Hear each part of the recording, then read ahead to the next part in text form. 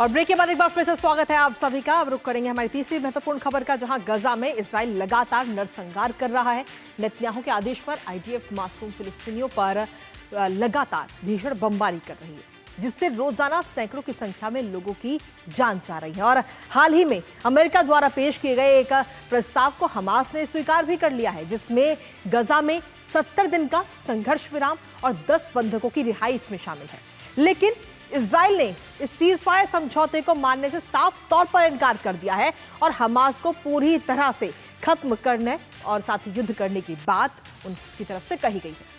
दरअसल आपको बता दें कि 19 जनवरी 2025 को इजराइल ने सीजफायर तोड़ दिया था और उसके बाद से लेकर अभी तक गजा में 2000 से ज्यादा लोग मारे जा चुके हैं। करेंगे इस पर चर्चा अपने संवाददाता से, लेकिन उससे पहले आपको दिखाते हैं कि इस युद्ध से कितने लोगों की जान जा चुकी है और कितने लोग घायल हुए हैं, कुल मिलाकर कितना नुकसान गाजा में हुआ है। तो गाजा में मरने वालों की संख्या जो है वो इस वक्त 54,000 के पार हो चुकी है, सीधे तौर पर हम देखें। और गाजा के स्वास्थ्य मंत्रालय की तरफ से ये आंकड़ा जारी किया गया है। जब से ये युद्ध शुरू हुआ है तब से लेकर अब तक 54,000 से ज्यादा लोगों की मौत इसमें हो चुकी है। युद्ध की शुरुआत से लेकर अभी तक का ये पूरा आंकड़ा सामने आया, जहां 54,056 फिलिस्तीनी मारे गए हैं इस युद्ध के कारण। और सीधे तौर पर ये आंकड़ा अभी हाल ही में जारी किया, लेकिन इसमें साथ ही जो लोग मारे गए हैं उसमें बच्चे भी शामिल हैं, महिलाएं भी शामिल हैं और साथ ही बुजुर्ग भी इस आंकड़े में शामिल हैं। तो ये तो बात रही मरने वालों की, लेकिन इसके साथ ही 1,20,000 से ज्यादा ऐसे लोग हैं जो इस युद्ध की वजह से घायल हुए हैं। लेकिन इसके साथ ही भूख और इलाज की कमी के चलते भी वहां पर कई लोगों की जानें जा रही हैं, क्योंकि भूख से वहां पर हालत खराब है, खाने के लिए वहां पर कुछ भी नहीं है। और यूएन और मानवाधिकार संगठन भी इस मानवीय संकट पर लगातार अपनी चिंता व्यक्त करता हुआ नजर आया है। 12 मई को यूनिसेफ और विश्व खाद्य कार्यक्रम ने भी सीधे तौर पर चेतावनी दी गई थी उसकी तरफ से, और चेतावनी ये दी गई थी गजा में 96% बच्चे जो हैं वो कुपोषित हैं और अकाल का जो खतरा है वो इस वक्त वहां पर मंडरा रहा है। गाजा की कुछ तस्वीरें इस वक्त आपको दिखाते हैं कि वहां पर अभी के हालात क्या कुछ हैं। पहली तस्वीर में आप देख रहे हैं कि किस तरीके से वहां पर पूरा तबाही का मंजर है। जो बिल्डिंगें हैं, जो युद्ध इस वक्त चल रहा है, इजराइल की तरफ से जो लगातार बमबारी हो रही है, उसका असर सीधे तौर पर इन तस्वीरों के जरिए आप देख सकते हैं। और लोग वहां से दूसरी जगह पर शिफ्ट होते हुए भी नजर आ रहे हैं अपने परिवार के साथ, और जितना वो सामान लेके जा सकते हैं उस सामान के साथ। लेकिन इसके साथ ही जो दूसरी तस्वीर में आप देख रहे हैं कि किस तरीके से भूखमरी के हालात वहां पर है। बच्चों की जो मौतें हैं वो खाने की वजह से वहां पर हो रही है, खाने के लिए वहां पर कुछ नहीं है और भूखमरी जैसे हालात इस वक्त वहां पर नजर आ रहे थे। ये दोनों ही तस्वीरें काफी दर्दनाक भी नजर आती है। लेकिन इसके साथ ही बीते एक सप्ताह की अगर हम बात करें तो 500 से ज्यादा लोगों की मौतें बीते एक सप्ताह में हो चुकी हैं। इजराइल ने गाजा में जो अपना सैन्य अभियान है वो इस वक्त शुरू कर दिया है। हमलों के बाद मानवीय संकट जो है वो और ज्यादा भयावह इस वक्त वहां पर हो चुका है।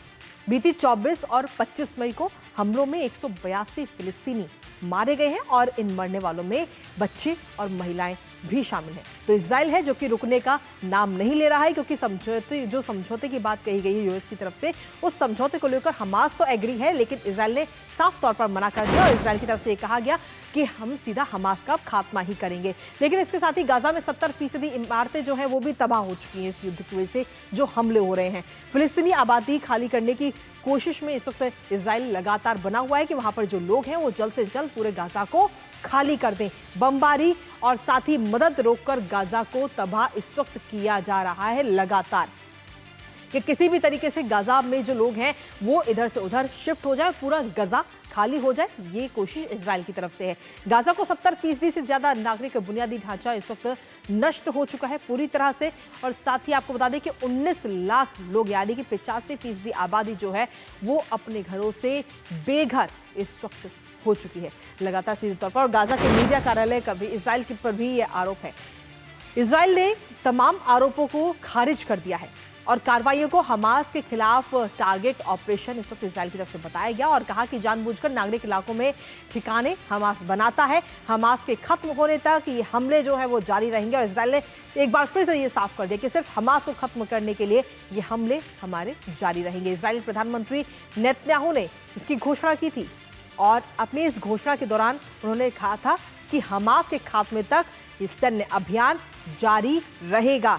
युद्ध के बाद गाजा इजराइल डिफेंस फोर्स के पूर्ण नियंत्रण में रहेगा। और इसके साथ ही नेतन्याहू ने एक और बात कही कि सहायता वितरण भी इजराइल की निगरानी में ही होगा, यानी कि जो लोग वहां पर हैं उनको अगर सहायता पहुंचाई जा रही है तो वो भी इजराइल की निगरानी में ही होगा। हमारे साथ हमारे सहयोगी अखिलेश सुमन इस वक्त जुड़ गए हैं, सीधा उन्हीं का रुख करेंगे। अखिलेश, क्या ये माना जाए कि गाजा में जो ये जंग है वो अब थम जाएगी, क्योंकि सीजफायर को लेकर हमास तो तैयार है, अमेरिका की तरफ से जो प्रयास किए गए हैं, जो प्रस्ताव दिया गया, लेकिन इजराइल इस पर राजी नहीं है और इजराइल ने साफ कर दिया है कि अब जब तक हमास का पूरी तरह से खात्मा नहीं हो जाता तब तक ये सैन्य अभियान जारी रहेगा। हाँ, देखिए, निश्चित तौर पे इजराइल और हमास के बीच में जो ये लड़ाई चल रही है, इस लड़ाई में कभी कोई राजी होता है, कभी कोई राजी नहीं होता है। देखिए 251 इजरायलियों का अपहरण किया था हमास ने उस समय, जिसमें कि 57 अभी भी हमास के कब्जे में है और माना यह जा रहा है कि 34 जो है उसमें से मर चुके हैं।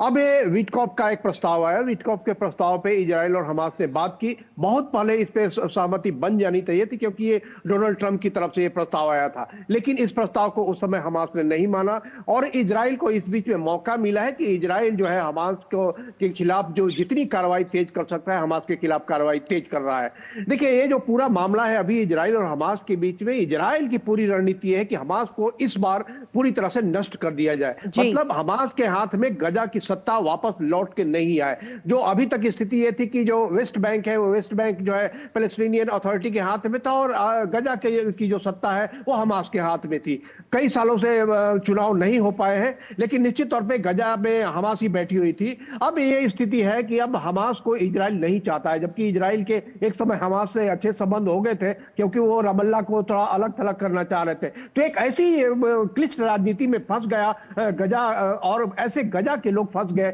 जो हमास की वजह से, हमास के उस एडवेंचरिज्म की वजह से 54,000 से अधिक लोग मारे गए और कितने लोग घर बार हुए, बेघर हुए। 85% से लोग अभी भी ज्यादा वहां बेघर हो गए हैं। तो निश्चित तौर पे ये जिम्मेदारी जो है, आतंकवाद का ये जो रास्ता है, आतंकवाद का रास्ता अंत में जनता के खिलाफ आकर गिर जाता है। और अभी गजा के लोगों को जो है भुगतना पड़ रहा है कि आतंकवादी रणनीति के लिहाज से, आतंकवादी रणनीति का उपयोग करके जो इजराइल और पैलेस्टीन का मामला है उसको हल करने की जो कोशिश हमास ने की, उसका खामियाजा आम जनता को भुगतना पड़ रहा है। अब निश्चित तौर पे हमास को जितनी जल्दी हो सके इजराइल के साथ एक समझौता करके सारे बंधकों को छुड़ा करके उसके बाद एक रास्ता खोजना चाहिए, क्योंकि दुनिया के सारे देश ये कह रहे हैं कि बंधकों को अविलंब छुड़ाइए, तभी इजराइल पे भी एक दबाव पड़ेगा, नैतिक दबाव पड़ेगा और दुनिया उस पर दबाव बना पाएगी। जी, बहुत बहुत शुक्रिया तमाम जानकारी हमारे साथ साझा करने के लिए।